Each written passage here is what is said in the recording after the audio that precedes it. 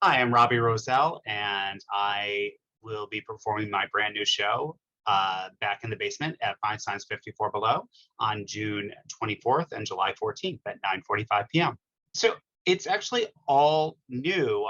It's something I've never done before. I uh, Feinstein's 54 Below has sort of been an artistic home for me for 7 years or so, and when they announced that they were reopening, they I got an email probably a week before that saying, "Hey, we're reopening. Are you in?" And they're family to me, so there's no way I could say no to that. They're a life, like an artistic lifeblood to me.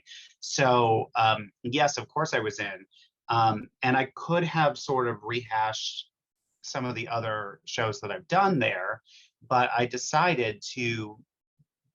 We've all binged everything already, right? So we are fully, we've seen it all, and so it was time to just create something brand new for this, which is terrifying and exciting. I think it's definitely a high wire act because it's a nothing that I've ever sung before, which is insane. I decided sort of what the hook of the show would be was to hunt for that inspiration. And where do you find inspiration when you are just sort of stuck in your home for whatever 18 months, right?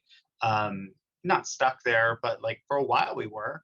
And after you watch Tiger King so many times, you're like, what now?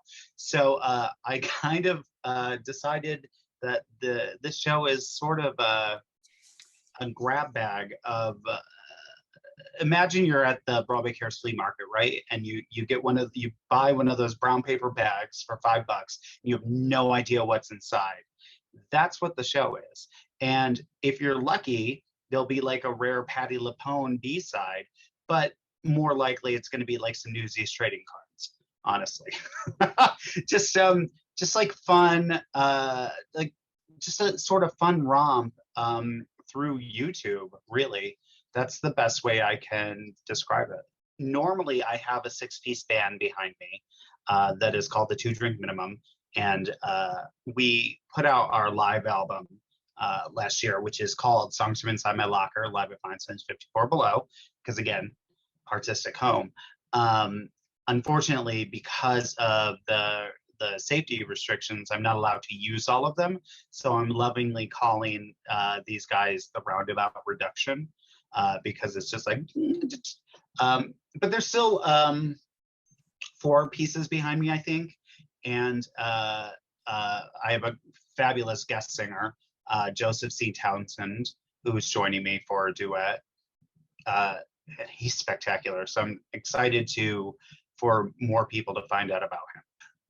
So I write all of my own jokes. Yes, that's actually something that I do. Part of the reason that I'm in the 54 family is because I spent so long writing and directing shows for other people and helping them build shows for Kate Baldwin and Melissa Errico and Jessica Bosk. I used to joke that I just gave Sopranos jokes, right? Because they're inherently not the funniest humans. They're very just serious. That's not actually the case, but it's a good one-liner to just say that I give Sopranos jokes. But that's sort of what led to me performing because that was never intended for me. I was always going to be just this guy who helped craft something beautiful for other people.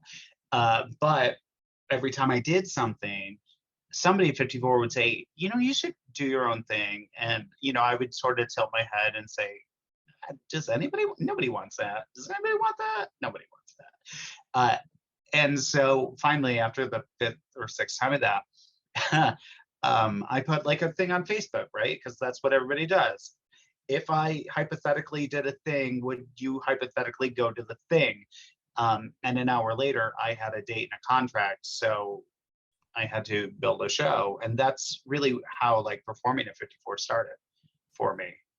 Because I have such strong vision for other people. I also have a strong vision for myself and impose it pretty wildly, um, which has led to, I think, really great things. The first time I ever did uh, a solo show at 54, we I'm a big fan of Barbara Cook, and she has a number called "Them Their Eyes" that she sang with a tuba, right? And it's just her and this tuba, and she whips out a kazoo and is playing it. And I was like, how do I make this happen for 6 players behind me and in the 54 arena? So I sort of rejiggered it as a like a grinder joke gone awry.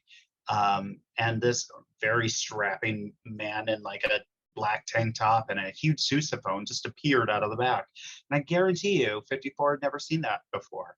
That's what I'm just trying to do. I'm trying to just give uh, structured chaos that people can just sit back and enjoy.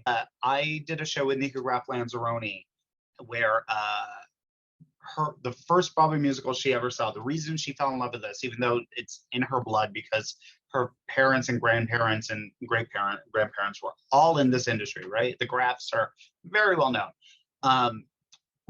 Jerome Robbins Broadway. She just was like, I wanted to be a dancer. I fell in love with it. And suddenly we had a trombone appear from by the bar to do Mr. Monotony, because that's just like interesting. Everything that I've ever done in this industry, I've fallen into fully backwards. No, there's been no plan or intention to any of it. It's just been a trust that this is going to work, and then like if I leap, then that's going to appear. And my God, so far it has. I started in this industry as a fan like 25 years ago, and then I got connected to a record label that recorded musicals. And cast albums were sort of my saving grace growing up. They were my friends, the people on these records, cassettes. Very old. So I just sort of fell into that because I have like a knack for graphic design. I started laying out CD books for musicals and designing websites for performers I loved, like Laura Benanti. And it led to things, but it was always the side hustle, right? You know, when you're in this industry, often you're doing 2 parallel things at the same time, which is exhausting, but that's like how you stay creatively fulfilled. I was working at a hotel in Pennsylvania, truly detesting. I learned things there. I learned that I don't like vacationing people at all. And so eventually it got to be too much, and I had to I quit. I just said I will be, at that time I'll be 35 this year, and if I don't go now, I never will. So I quit my job and moved here, and 3 months later, Playbill magazine had hired me to be their digital archivist, which was nothing. It was a $10 an hour scanning playbills from the 40s and 30s to like get it on their Playbill vault. And when they hired me, the guy said, we really want to hire you, but we feel like you're not going to stick around because you're way too qualified. And I said, well, maybe you'll find other things for me to do, but in the meantime, I got to eat, so let's do this. That's what happened. They found other things for me to do, including like creating all the visual content of the original Playbill Pride, which was incredible. At that same time, Laura Benanti, who was a friend of mine for 100 years, was putting together her solo album. And she called me and she said, if I hired you, would you design my solo album? Absolutely, Laura, anything you want. And she said, great, we need it by Monday. This was Friday of Labor Day weekend. Wild. Oh, okay. Sure. So I did it, um, and we got it off to print. And the president of the label, Van Dean, started hiring me as a freelancer on a regular basis. And he's also a Tony voter at the time. And we were just chatting idly one day while I was waiting for something to upload for him. And I said, I just really want to see The King and I. And he said, oh, I have these Tony tickets. Come with me. Come see The King and I. I'm never going to say no to a free ticket, Magda. I'm not once. Am I ever? Kelly O'Hara, that ship? Are you kidding? I'm there. So we're seeing it at admission. We're sort of chit-chatting about what are you working on? The show business. What are you working on? Blah, blah. And I said, listen, if I could just be paid to do cast albums the rest of my life, I would be the happiest man alive. And he called me not even 6 months later, and he said, he calls me and he goes, do you remember what you said to me 6 months ago? And I said, no, I don't remember yesterday. What did I say to you 6 months ago? And he said, you said all you wanted to do is do cast albums the rest of your life. And I said, yeah, that's all I want to do, Van. Are we doing that?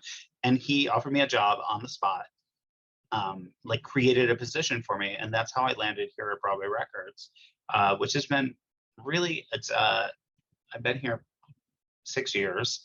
It's been so rewarding and wonderful. We won the Grammy my first year here. And then we did that What the World Needs Now is Love single for the Pulse shooting. It's been wild. And then at the same time, so now like show business is my career, and my parallel career became doing these cabarets. But they're just like that. When 54 offered me this specific gig, because it's on night 8 of their reopening, well, that's terrifying. I don't know if I'm funny anymore. I haven't told a joke that wasn't to a square in a computer screen in 18 months. That's insane and terrifying to me. But if I don't say yes to it, that's stupid. Of course I have to say yes to that. Co-host a podcast with Robert W. Schneider, who is one of the most brilliant men alive. He is the artistic director of J Squared Spotlight Theater Company here in New York. They sort of picked up where Musicals Tonight left off when Mel Miller, I think his name is, when he closed up shop. But like, these were important shows. So Rob had started this company. His whole dream had been to be an artistic director. And then they were in the midst of teching their third show, a class act, when COVID shut everything down. And he called me and he said, hey, I have an idea. He and I had had dinner. I had a long-running show at 54, a residency. And our sweet little waiter, he was like, oh my God, I've seen your show. I know who you are. I love you so much, blah, blah, blah. And it was really nice, and sent me drinks and cake, and it was good. But Rob was sort of making fun of me, and he goes, are you having a soap dish moment right now? When her character, Sally Field's character, goes to the mall in Paramus, New Jersey, so she can be seen because she's a soap star who needs to feel validated. So he said that, and the sweet waiter looked so blank and had no idea what Rob was talking about. And that's when like the idea hit for him. So he called me and he said, I have an idea for a podcast called Gay Card Revoked. And it's sort of passing down these like films and performers and television shows and stuff that younger people don't know about, because if like we don't talk about them, we lose them. And it all started because I wanted a roast beef sandwich from Maison Pickle. And so he said, are you in? And I said, yes, you just need to know that I'm still working, so I don't have the time to like edit and stuff. But like, if you are game, I'm totally like, I can research and I'm happy to babble on a microphone. I'm very good at that. And he said, yeah, I have nothing but time. My company's shut. So we launched that just over a year ago. We've had some really great guests. We had Patrick Bristow, who was on Ellen. We had Brian Batt from Mad Men. Just really just excellent people talking about these wonderful films. And like Leroy Reams came to talk about Tallulah Bankhead because he had met her. Wild. Um, just the passing down of stories. I think that's really important. In general, I think that's important. Oh, that sounds great. So where can Yeah. somebody find your podcast? Anywhere. Apple Podcasts, I think is what they call it. It used to be called iTunes, and now it's like Apple Music, Apple Podcasts, Spotify, Google Play might still be a thing that exists. I open your phone, just go to your podcast podcast algorithm thing of choice. Look up Gay Card Revoked. It's a good time. I title shows, but he truly like came to this fully formed and said, partner with me. And I said, yes, for you, I will say yes to that dress. So back in the basement. Can you believe that's even happening? Me neither. But back in the basement is Thursday, June 24th and Wednesday, July 15th at 9:45. They added the second date because the first date sold out in 24 minutes, which was mind-blowing.